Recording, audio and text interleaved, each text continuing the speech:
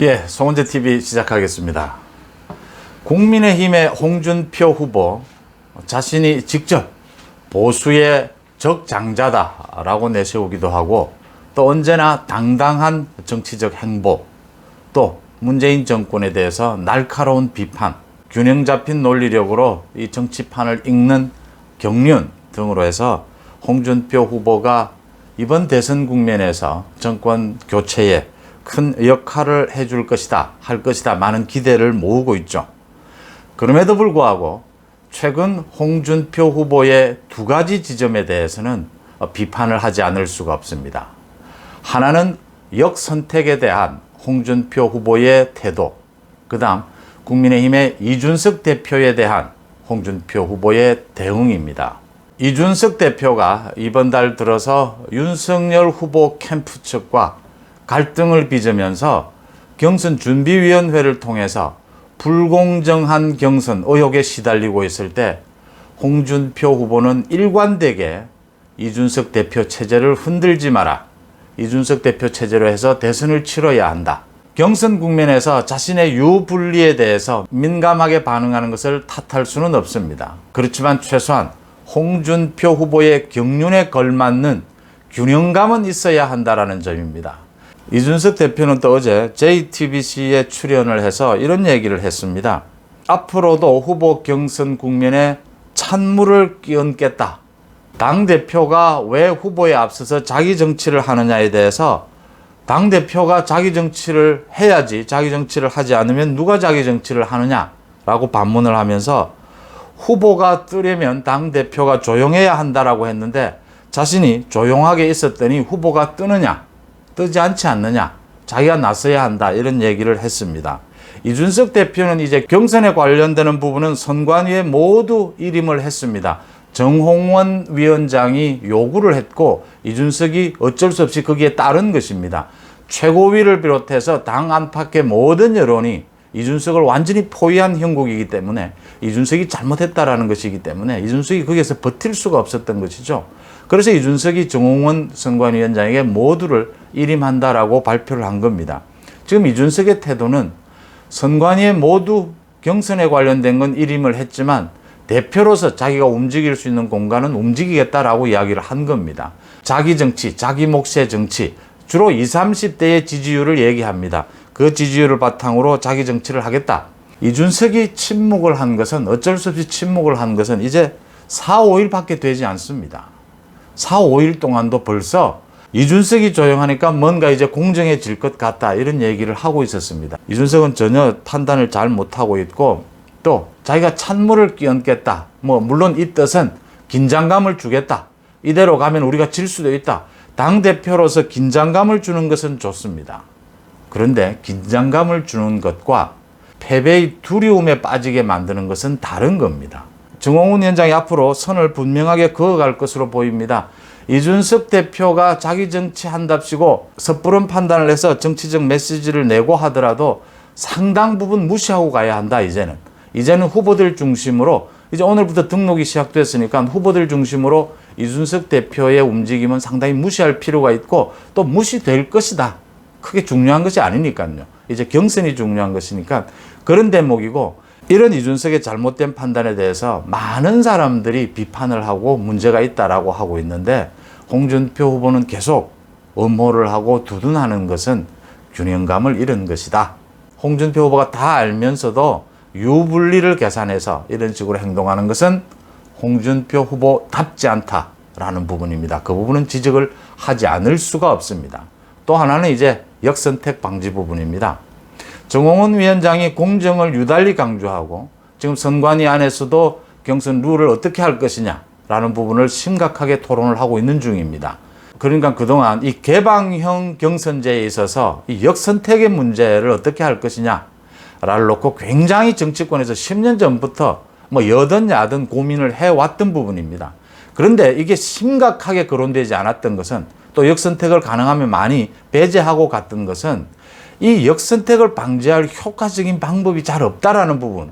여야가 동시에 경선을 하면 가능합니다. 근데 그게 현실적으로 어렵기 때문에 이걸 말끔하게 막을 수 있는 방법이 없다라는 점과 역선택이 미치는 영향이 도대체 얼마나 될까? 라는 부분이 확실하지 않았고 또 그동안은 겉으로 드러내놓고 역선택에 나선 경우는 없었습니다. 그런데 이번에는 민주당 의원들을 비롯해서 민주당 여권 쪽 사람들이 공개적으로 나서서 역선택을 부추기고 역선택을 선동하고 있습니다. 또 여론조사 결과 이렇게 큰 폭으로 역선택이 일어나고 있다는 것을 확인한 것은 이번에 처음 있는 일입니다. 이 사실이 확인이 되고 여론이 조작될 수 있다는 것, 이건 거의 부정선거, 정치 공작에 가깝다는 것이 지금 드러나고 있는 상황입니다. 민주당의 고민정 의원이 드러내놓고 이야기하지 않았습니까? 홍준표가 정말 정치를 잘하는 것 같다. 논리적인 것 같다. 홍준표를 지지해야 된다는 이야기를 노골적으로 하고 있습니다. 그 결과가 지금 여론조사에서 확인이 되고 있는 겁니다. 이 역선택을 그냥 갈 수는 없다 하는 점입니다. 역선택을 방지하는 것이 명쾌하지 않다 하더라도 이런 정치 공작, 선거 부정에 가까운 이 일은 막아야 한다. 그러지 않으면 공작에 이용당하는 꼴밖에 되지 않지 않습니까? 이걸 막는 방법을 생각해야 한다. 역선택을 막는 방법은 민주당 지지층을 제외하는 방법도 있고 또 국민 여론조사 비율을 확 줄여서 역선택이 미칠 영향을 축소시켜버리는 방법도 있고 여러 가지 방법이 있을 수 있습니다. 이것을 고민해야 될 때는 맞다라는 부분에 대해서 홍준표 후보는 계속해서 동네 골목대장 뽑는 게 아니지 않느냐. 대선 후보는 외연 확장을 위해서는 역선택 방지 조항을 넣어서는 안 된다. 민주당 지지자들까지도 우리가 외연을 확장해야 하지 않겠느냐. 이런 주장을 하면서 반대를 하고 있습니다. 홍준표 후보답지 않습니다. 홍준표 후보의 말대로 외연 확장도 중요하고 민주당 후보 경선이 끝나고 나면 거기에서 반대하는 많은 지지자들이 또 야권 지지로 옮겨올 수도 있습니다. 그런데 그 폭은 미미한 반면에 지금 역선택으로 일어나는 이 공작, 지금 역선택으로 일어나는 여론조작 왜곡은 그 몇십 배 심각하다라고 하는 점입니다. 이 사실을 홍준표 후보가 모를 리 없거든요. 그렇다면 여기도 균형감입니다. 홍준표 후보 자신도 호남을 방문한다든지 민주당 지지자를 겨냥해서 여러 가지 메시지를 내놓으면서 은근히 역선택을 즐기고 있는 모습을 보여주고 있지 않습니까?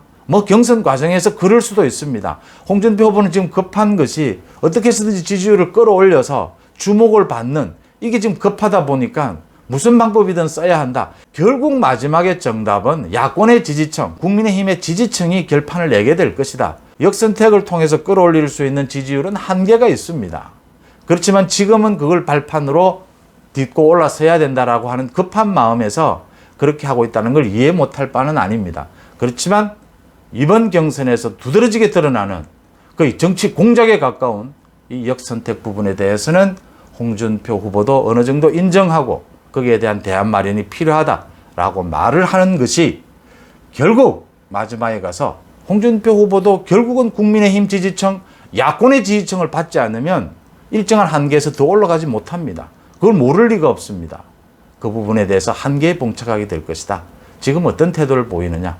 이준석에 대해서 경선 룰에 대해서 홍준표 후보가 어떤 태도를 보이느냐에 따라서 앞으로 정말 지금 1위를 달리고 있는 윤석열 후보와 경쟁할 수 있는 후보까지 갈 수 있느냐 없느냐, 그 한계가 올 것이다. 경선 국면이지만 균형 잡힌 정치 메시지를 내놓을 필요가 있다 하는 점입니다. 그러니까 최근 리얼미터 조사를 보면 8월 조사입니다.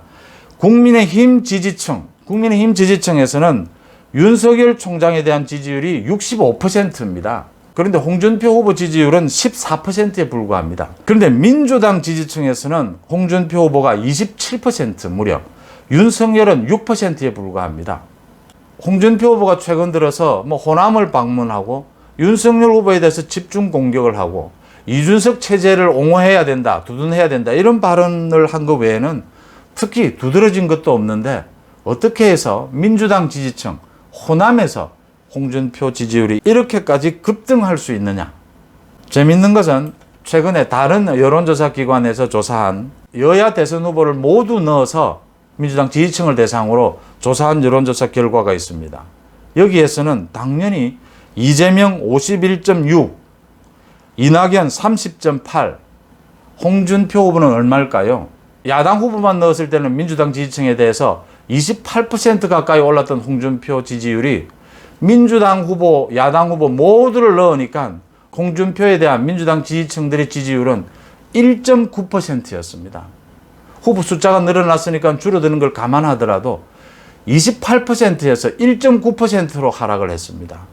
이게 역선택이죠. 그리고 역선택의 폭이 어마어마하다라는 걸 느껴질 수가 있는 대목입니다. 유승민 후보도 홍준표 후보에 이어서 민주당 지지층의 많은 지지를 받고 있는데, 유승민 후보 같은 경우에는 뭐 아직까지 이 평가할 그 정도의 가치가 있다고는 보이지는 않고요. 문제는 홍준표 후보입니다. 이 개방형 경선제를 할 경우에 이 약점이죠. 이거 역선택 부분. 이것에 대해서 홍준표가 침묵하고 다른 이야기를 하고, 이준석이 명백하게 불공정을 시도하고 있고 가벼운 언행으로 지금 국민의힘의 후보 경선판, 정권 교체의 이 분위기를 흐리고 있다는 거 하는 것은 분명합니다. 분명한 부분에 대해서는 홍준표 후보가 인정하고 그 부분을 감안한 다음에 자신이 주장하고 싶은 것 주장할 수 있습니다. 경선판에서 경쟁해서 자신의 이익을 강조하지 않을 수가 없습니다. 그렇게 하더라도 어느 정도 균형감을 갖춘 자기 주장을 할 때 결국은 야권 지지자들도 홍준표 후보를 보게 된다. 홍준표 후보의 가치를 알게 된다. 결국 최종 승부는 야권의 지지자들, 국민의힘의 지지자들이 홍준표 후보를 지지하게 될 때 거기에서 승부는 난다라고 하는 것을 누구나 다 알고 있는 부분 아닙니까? 지금 마음이 급해서 지지율 끌어올리는 게 급하다는 것 누구나 인정을 합니다. 그래도 거기에는 순서가 있고 거기에는 정도가 있다 하는 점입니다. 홍준표 후보가 역선택이나 이준석에 대한 부분은 균형감을 잃고 있다 하는 점을 지적하지 않을 수가 없습니다. 고맙습니다.